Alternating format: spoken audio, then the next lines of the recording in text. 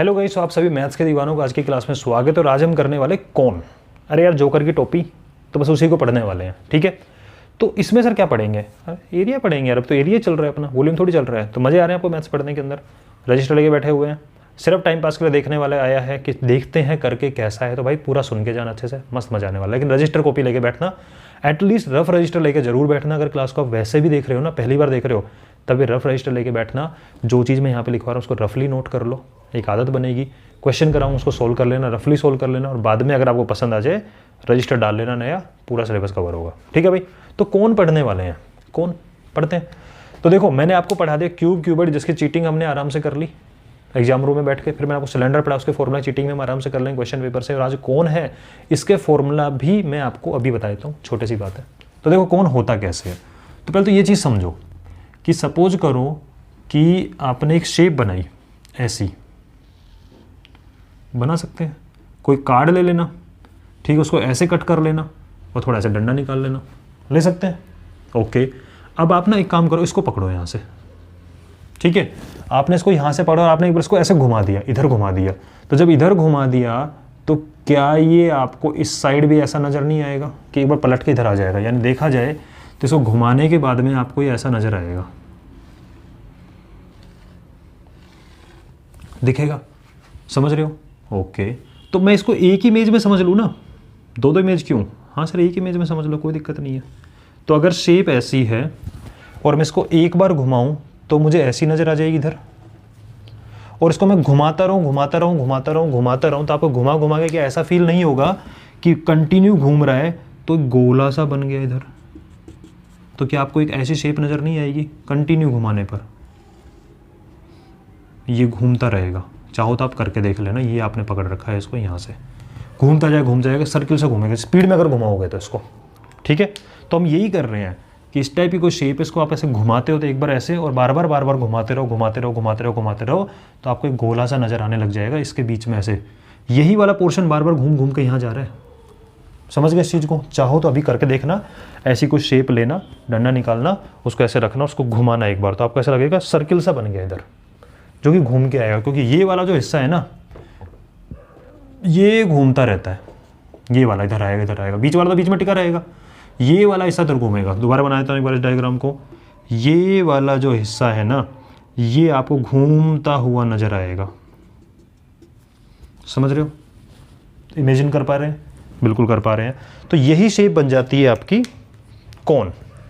ठीक है, और ये कौन आपने खूब देखा है, जो जोकर टोपी पहनते हैं या बर्थडे पे आप लोग भी जोकर बन जाते हो, आप बोले तो कोई भी। ठीक है जी चिंटू, समझ में आ रहा है बेटा? चलो, चिंटी बोल रहे सर, मैं चिंटी हूँ, मेरे को समझ में आ रहा है। हाँ जी चिंटी, आपको समझ में आ रहा है। चलो जी, तो कौन के बारे में थोड़ा डिटेल में पढ़ते हैं। तो इसको उल्टा पढ़ के, उल्टा लिख के पढ़ेंगे, उल्टा बना के। सर इसका नीचे वाला जो हिस्सा होता है ना, ये होता है जोकर की टोपी में। सोचो, पढ़ी सबने देखा है यार, मैं इसको क्या बनाऊंगा अलग से।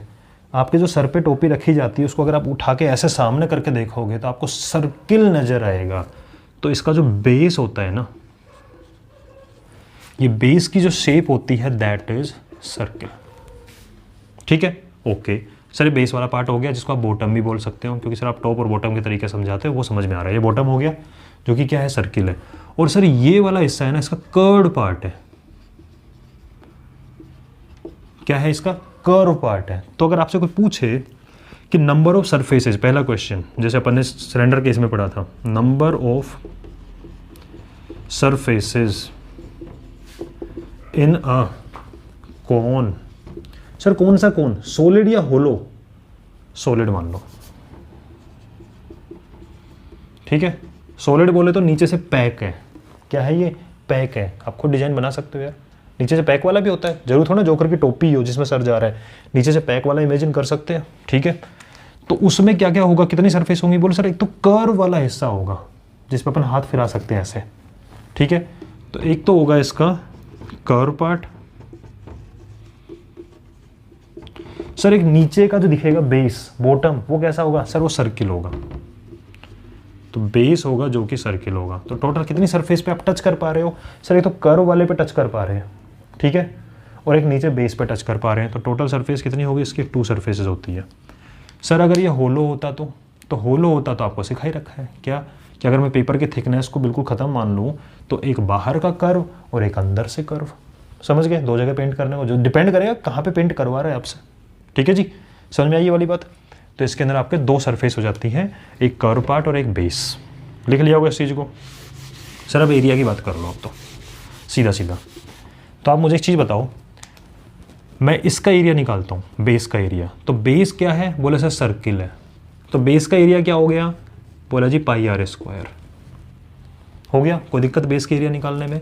तो जो बेस जो ज़मीन पर टिका हुआ है, अगर मुझे इसका एरिया कभी लेना होगा तो क्या लूँगा उसको मैं, पाई आर स्क्वायर, क्योंकि वो कैसी शेप है, एक सर्किल होती है। चाहो तो आप बना के देख लेना। आप सर कैसे बनाएंगे, तो एक काम करो, ऐसे बना लो कि एक सर्किल लो, पेपर कट करो सर्किल की फॉर्म में, और उसके बाद उसको थोड़ा सा और कट कर दो ऐसे, इस तरीके से शेप लो, और इसको ना ऐसे फोल्ड करना, ये दोनों हिस्सों को एक दूसरे से अटैच कर देना, आपको कौन ही नजर आएगा। करके देखो इस चीज़ को, थोड़ी देर बाद करना। एक सर्किल बनाना अच्छे से, कंपास यूज करके पेपर कट करके बाहर निकालना, उसमें फिर एक कट और लगा देना ऐसे, और इसको ना दोनों को ऐसे ज्वाइन कर देना इनको, तो ये दोनों को चिपका देना पास में। ठीक है, तो आपको क्या नजर आएगा, कौन नजर आएगा, जिसमें नीचे होता है सर्किल। तो सर्किल के एरिया नीचे का क्या हो गया, पाई आर स्क्वायर। ठीक है जी, क्या मैं पाई आर स्क्वायर को पाई आर आर लिख सकता हूँ? हाँ लिख दो। सर पॉइंट क्यों लगा, सर आर पॉइंट आर, अरे पॉइंट नहीं है भाई, ये डॉट है, बोले तो मल्टीप्लाई का साइन। ठीक है, पाई आर आर आर आर मिल गया आर स्क्वायर। तो जब ये पाई आर आर होता है ना, तो इसका होता है पाई आर एल। और ये सर ये एल क्या हो गया, देखा, ये चीज़ होती है क्या, कि जब आपको थोड़ा सा बेस हटक जाता है ना, बेस भटक जाता है, बेस सटक जाता है, तो उसके बाद की चीज़ समझ में नहीं आती। तो कोई बात नहीं, अभी आप सिर्फ शक्ल देखो। अब अपन पढ़ते हैं कोन का, थोड़ा सा मैं जल्दी क्या, थोड़ा सा एरिया पे स्विच कर गया। पहले सर जैसे आपने बताया सिलेंडर में बेस की रेडियस आर होती है, हाइट एच होती है, आपने इसके पैरामीटर तो बताया नहीं हमें, आप डायरेक्ट फॉर्मूला पे आ गए। तो यही आप लोग गलती करते हो, मैं भी गलती कर गया ना। कौन सी, बेसिक नहीं पढ़ते, आगे चले जाते हो फिर क्वेश्चन में अटकते हो। तो देखो जी, ये आपने लिया कोन, इस कोन में 3 पैरामीटर होते हैं। कौन कौन से, ये इसका बेस है तो इसकी रेडियस होगी, तो ये तो होता है आर। ठीक है, तो आर क्या होती है, बेस रेडियस। एक कोन में क्या होता है, अगर आप कोन को ऊपर से नीचे तक ध्यान से देखो तो इसकी एक होती है हाइट, ये वाली, ये दैट इज हाइट। ठीक है, ओके। और एक ये होती है ऐसे टेढ़ा, अगर नापो तो ये टेढ़ा वाला। ठीक है, तो थोड़ा स्लैंट हो गया, ये बैंड हो गया थोड़ा सा। ठीक है, तो इसको बोलते हैं स्लैंट हाइट एल। अरे सर ये क्या बोला है, स्लैंट हाइट, ये हाइट तो हम जानते हैं, कोई बात नहीं, इसको डायग्राम को थोड़ा सिंपल कर देते हैं, फिर समझ में आएगा। तो याद करो वही चीज़ जो हमने सबसे पहले खेला था। ठीक है, तो यहाँ से आपने पकड़ा हुआ था, तो देखो जब ये घूम के आता है इस तरीके से, तो ये सर्किल बनाता है। जब ये सर्किल बनाता है तो ये तो होती है रेडियस, क्योंकि यहाँ से देखो सेंटर पॉइंट है, सेंटर पॉइंट जितना यहाँ उतना ही उधर सर्किल बन रहा है, तो ये रेडियस, ये भी रेडियस, तो ये डायमीटर हो जाएगा पूरा, तो इसको छोड़ दो। So this is radius. ये होती है इसकी हाइट, ये वाली, तो यही वाली वो चीज़ है, दिस इज हाइट। ठीक है, और सर ये टेढ़ी जो लाइन है ना ऐसे, इसको बोलते हैं स्लैंट हाइट एल। क्या बोलते हैं इसको, स्लैंट हाइट एल। समझ गए, तो ये हमें टर्म याद करनी है। तो इसके 3 पैरामीटर होते हैं, एक बेस का रेडियस, एक इसकी हाइट और एक इसकी स्लैंट हाइट। बेस का रेडियस, एक इसकी हाइट, सीधा सीधा नापो इसको ऐसे करके, दिस इज हाइट, और सर टेढ़ा अगर नापे स्केल को ऐसे करके, तो दिस इज स्लैंट हाइट। बात समझ में आ रही है? अच्छा सर आर एल और एच देख के कुछ फीलिंग आ रहा है क्या? सर राइट एंगल ट्रायंगल का फीलिंग आ रहा है। अच्छा जी, तो सर अगर राइट एंगल ट्रायंगल का फीलिंग आ रहा है तो यहाँ पाइथागोरस लगेगा, तो इसके सामने वाला ये हाइपोटेन्यूस, तो हाइपोटेन्यूस का स्क्वायर यानी कि एल का square is equal to base का स्क्वायर बोले तो आर का स्क्वायर प्लस परपेंडिकुलर स्क्वायर बोले तो एच का स्क्वायर। तो यहाँ से एक फॉर्मूला बनता है, स्लैंट हाइट टेढ़ी होती है, टेढ़ा वाला हाइपोटेन्यूस, तो टेढ़े वाले का स्क्वायर, टेढ़ा है पर मेरा है, टेढ़े वाले का square L square equal to H square plus R square. Formula याद रहेगा, कोई दिक्कत नहीं है। ठीक है जी, इस फॉर्मूले का सर यूज क्या होगा? याद तो करवा दिया आपने। यूज क्या होगा भाई, यूज तब होगा जब एल आर एच में से इन तीन चीज़ों में से कोई दो चीज़ें आपको पता होंगी, थर्ड निकालने के काम आ जाता है। पाइथागोरस का यूज ही क्या होता है, बेस परपेंडिकुलर हाइपोटेनस में दो पता होते हैं, थर्ड निकाल लेते हैं उसका यूज़ करके, तो ये आपका हो जाएगा। तो ये हो गया आपका कोन का बेसिक। दोबारा सुन लो, कोन शेप क्या होती है, जो जोकर की टोपी होती है उसके 3 पैरामीटर होते हैं। बेस सर्किल होता है, उसकी एक रेडियस होती है, ऐसे मेजर करो तो ये हाइट, और टेढ़ा मेजर करो तो स्लैंट हाइट। कहोगे सर आपने कहा था डिस्टेंस तो हमेशा परपेंडिकुलर मेजर करते हैं, तो किसने बोला डिस्टेंस है? ये एक पैरामीटर बना दिया उसने कि भाई ऐसे कितना है, फैलेगा कितना, ठीक है वो चीज़। सर कौन सिर्फ टोपी होती है? अरे नहीं, जब गेहूं का ढेर लगाते हैं ना, अब गेहूं डालते तो ढेर लग जाता है, तो वो भी कोन की शेप होती है। तो ऐसे कितना है ढेर, ऊपर चोंच से लेकर नीचे तक ऐसे टेढ़ा, दैट इज स्लैंट हाइट। समझ गए? अगर अपने हाथ में मिट्टी लो थोड़ी सी, अभी जाना बाहर क्लास के बाद में, थोड़ी मिट्टी को लेना हाथ में और उसको ऐसे ऐसे ऐसे ऐसे गिराते रहना नीचे, तो एक पॉइंट पे गिरती रहेगी और फैलती रहेगी, फैलती रहेगी, फैलती रहेगी, फैलती रहेगी। तो अगर आप उसको स्केल लेके ऐसे मेजर करो कि ऊपर वाले टॉप से लेके और नीचे तक, बॉटम तक थोड़ा दूर जाके मेजर, दैट इज हाइट। और उसके टॉप से लेकर ये मिट्टी का जो आपका ढेर बना, ये मिट्टी का ढेर कुछ ऐसा बन जाएगा, ठीक है, ज़मीन पे, तो ऐसे मेजर करोगे दैट इज हाइट, और इसको ऐसे मेजर करोगे दैट इज स्लैंट हाइट। समझ गए?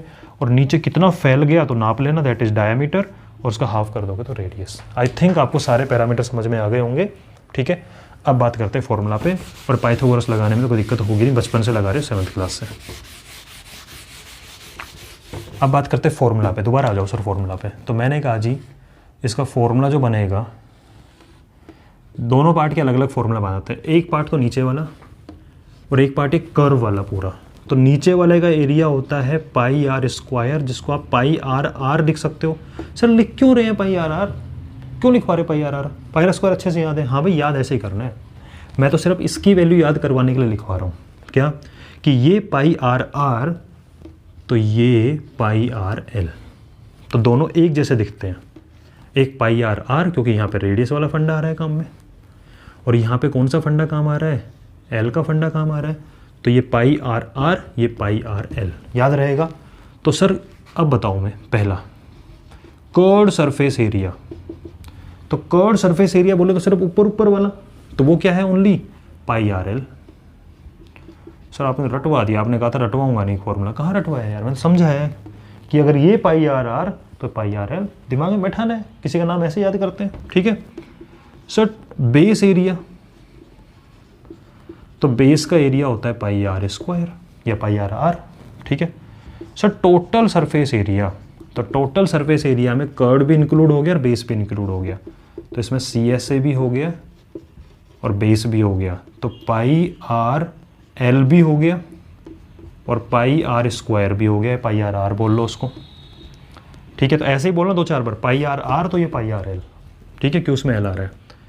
अब इसमें अगर आप ध्यान देखो तो पाई और आर दोनों में कॉमन आ रहा है, तो यहाँ एल बच गया और इसमें बच गया आर, तो this is total surface area pi R into L plus R. लेकिन इसको कोई याद नहीं करेगा, याद ना करना है कि अगर ये पाई आर आर, सर ये कैसे याद होगा, अरे यार बेस सर्किल है, that is pi R square, pi R R तो वो पाई आर एल, खत्म काम।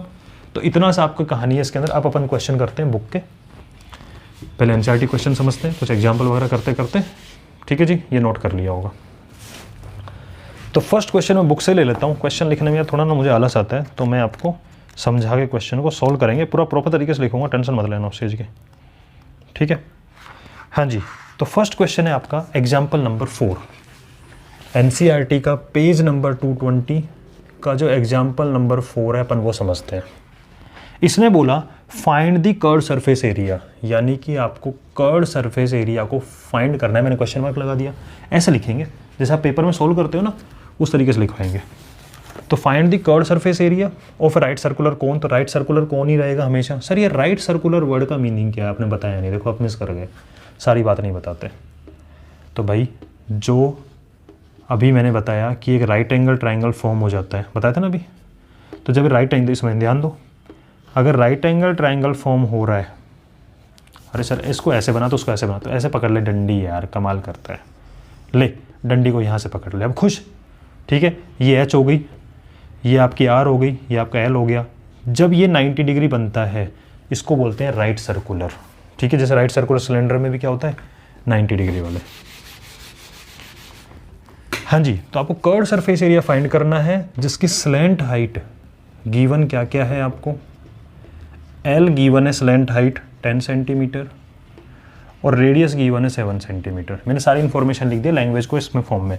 तो find the curve surface area लिख दिया। गिवन है आपको slant height 10, base radius given है 7। निकाल सकते हैं, निकाल सकते हो। क्या फॉर्मूला लिखेंगे? फॉर्मूला दोस्ती कैसे होती है, उनको लिख लिख कर उनको याद कर करके। याद करना मतलब रट्टे नहीं मारना। दोस्त को याद कैसे करते हो? तो सिर्फ बैठ बैठ दोस्त का नाम जपते हो क्या? नहीं। तो क्या करते हो? सर हम उसको बुलाते हैं अपने घर पे, अपने फंक्शन होते हैं, कुछ भी काम होता है, जब भी हम उसको बुलाते हैं ऐसे याद करते हैं उसको बुला के। तो इसको बुलाओ, कर्व सरफेस एरिया निकालना, इसको बुलाओ। मैंने बुलाया भाई, कर्व सरफेस एरिया होता है कैसे? सर नीचे का पाई आर आर तो ऊपर का पाई आर एल। बुला लिया, अब ये खुश है, अब तुम्हारा काम करेगा घर पे आके। दोस्त ऐसे होते हैं, उनको घर पे बुलाते हैं, अरे यार पार्टी है घर पे आ जा, तो खुश हो आगे थे पार्टी में, बस बुला ले, खुश हो गया। घर पे आके सारे सब ज़्यादा काम भी वही करता है, तो सबसे ज़्यादा काम भी यही आएगा तुम्हारे। तो ये बन जाएगा आपका पाई। बोले तो जब तक मेंशन नहीं है तब तक आप जो मर्जी यूज़ करो। मैं 22/7 यूज़ कर रहा हूँ। आर की जगह 7 ले लिया, एल की जगह 10 ले लिया, 7 से 7 कट गया, आंसर आ गया 220 सेंटीमीटर स्क्वायर। कोई प्रॉब्लम इसमें बताइए?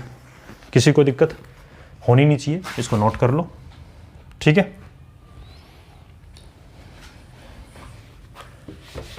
Next example number 5। The height of a cone is 16 centimetre. आपको क्या क्या गिवन है वो लिख देते हैं। Height of the cone is 16 centimetre, base का रेडियस इज 12 सेंटीमीटर। फाइंड, क्या क्या फाइंड करना है? Curved surface area and total surface area, और एक सबसे इंपॉर्टेंट चीज़, पाई को 3.14 यूज करना है। सर अगर 3.14 यूज करने को बोला है और अगर हमने यूज नहीं करी तो क्या हो जाएगा? क्या कोई बवाल आ जाएगा? बिल्कुल जी, बवाल आ भी सकता है। हाँ जी, तो अब ये वाला जो क्वेश्चन है ये आपकी कैलकुलेशन चेक करेगा। मल्टीप्लाई वगैरह कैसे करते हो आप? तो एच गिवन है, आर गिवन है, आपको सी एस से निकालना, टी एस से निकालना। आपने सबसे पहले निकालना चालू किया सी एस से, और जैसे ही आप सी एस से निकालने गए तो आपको याद आया यार सी एस से को याद करो, इस दोस्त को याद करो, पाई आर एल। यार पाई पता है, आर पता है, एल नहीं पता। तो क्या करोगे आप? सबसे पहले एल निकालोगे। सर एल का square equal to R square plus H square. R square बोले तो 12 का स्क्वायर 144, एच स्क्वायर बोले 16 का स्क्वायर इज 256, दैट इज़ 400। तो यहाँ से एल की वैल्यू होगी अंडर रूट में 400 एंड दैट इज़ 20 सेंटीमीटर। ये काम करना जरूरी है और इसके भी मार्क्स मिलते हैं, ठीक है। अब रखो, पाई बोले तो सर 3.14 रखना पड़ेगा क्योंकि इसने बोल दिया। रखो, आर की जगह रखो 12 और एल की जगह रखो 20। अब इसको थोड़ा स्मार्ट वे में सोल्व करते हैं। कैसे करोगे? कैसे भी कर लो, लो इसको इससे मल्टीप्लाई कर लो। 12 चौक 48 का 8, 4 12 कम 12 और 4 16, 1 12 36 और 1 37। कैरी को याद रखना है, ठीक है। प्रैक्टिस ऐसे करो। सर इसको 20 से मल्टीप्लाई करना है तो क्या होगा? पहले 2 से कर लो, फिर राइट में शिफ्ट कर देना डेसिमल को। या चाहो तो आप एक काम और कर सकते हो। अभी अगर मैं 0 से मल्टीप्लाई करूँ 10 से तो डेसिमल राइट में शिफ्ट होगा कि नहीं होगा? बोले बिल्कुल होगा। बोले क्यों होगा? तो अगले स्टेप में लिख रहा हूँ आपको दिखाने के लिए जस्ट, वरना वहीं लिख देता। 10 से मल्टीप्लाई कर दिया, 2 8 जा 16, 1 2 8 16 और 1, ठीक है। एक बच गया, 2 6 12 और 1 13, 1 2 से 14 और 1 15, 1 2 3 6 और 1 7, 753.6 सेंटीमीटर स्क्वायर। ये आ गया आपका सी एस से। हम चेक कर लेते हैं कहीं हमने मिस्टेक तो ना कर दी भाई ना, बिल्कुल सही है, ठीक है जी। तो ऐसे आपको मल्टीप्लाई करना है थोड़ा सा फास्ट। अब बात करते हैं सर इसका टी एस से निकालना है, तो क्या मैं टी एस से के लिए दोबारा से फॉर्मूला यूज करूं पूरा? कौन सा? टी एस से वाला। कि टी एस से होता है सर देखो pi R L plus pi R R या पाई आर स्क्वायर, और सर बाद में यहाँ से पाई आर कॉमन लिया तो एल प्लस आर। देख भाई कर भी सकता है, कोई दिक्कत नहीं है, कर लो फॉर्मूला। बट एक चीज़ बताओ, इस टी एस से में से एक पोर्शन तो आप ऑलरेडी निकाल चुके हो ना सी एस से, तो दोबारा पूरा क्यों निकालना? तो एक मेथड तो ये है, ठीक है। दूसरा मेथड, अरे जब कर्ड वाला हिस्सा निकल चुका है तो सिर्फ बेस निकाल लो। तो बेस का एरिया निकालना, that is pi R square. Pi बोले 3.14, और r बोले तो 12 का स्क्वायर, तो 12 का स्क्वायर को 12 इंटू 12 लिख रहा हूँ मैं। और यहाँ से आप इसको मल्टीप्लाई करो पहले इसके साथ में और फिर 12 से मल्टीप्लाई करो जो आएगा, और इन दोनों को कर दो ऐड। सर ऐड क्यों किया? बड़ा स्मार्ट क्वेश्चन है तुम लोगों का ये। भाई टोटल जो एरिया होता है ना उसमें कर्ड वाला हिस्सा भी होता है ये, प्लस बेस वाला हिस्सा भी होता है ये, दोनों को ऐड कर दो, टोटल निकल जाएगा। पहला मेथड। दूसरा मेथड टोटल निकालने का, डायरेक्टली वैल्यू इसमें पुट कर दो, इससे भी निकल जाएगा। तो कैलकुलेशन खुद कर सकते हैं, आई होप सो कर सकते हो। अगर नहीं कर सकते तो फिर तो यार कोई मतलब ही नहीं हो, फिर मेरे कराने का कोई फ़ायदा नहीं है, क्योंकि मल्टीप्लाई थोड़ी सिखा रहा हूँ मैं भी आपको यहाँ पे। तो क्वेश्चन को अपन उस लेवल तक लाके छोड़ूंगा जहाँ से आप लोग पकड़ के, बोलते हैं ना उंगली पकड़ के आपको वहाँ तक लेके जाऊँ कि जहाँ से आगे दिखा सकते हैं हाँ बेटा बस अब तो 2 कदम चलना है, चल रहे हैं वहाँ तक। ठीक है, नेक्स्ट क्वेश्चन करते हैं एक्सरसाइज 13.3 का।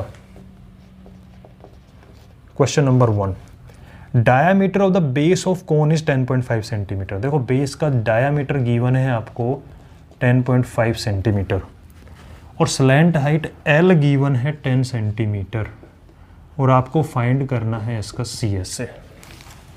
ठीक है जी सर, इसको डेसिमल दिख गया। अरे सर, तो पहले तो डायामीटर तो आपको रेडियस निकालना है। क्यों निकालना है रेडियस? क्योंकि आपका काम रेडियस से होता है, तो आप रेडियस से निकालो ना। तो डायमीटर किस में कन्वर्ट कर लो?